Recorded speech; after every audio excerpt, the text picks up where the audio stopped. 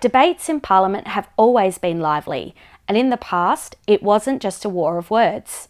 In the English Parliament, during medieval times, an argument could easily turn into a sword fight.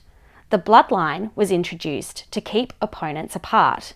This red line in the House of Assembly marks the edge of the floor, which must be at least 2 sword lengths wide. Even today, no one can cross that bloodline when they make a speech. These procedures and traditions have been adopted from the Westminster system to help Parliament run in an orderly way. In our red bloodline, you can see the Sturt Desert Pea, the South Australian floral emblem.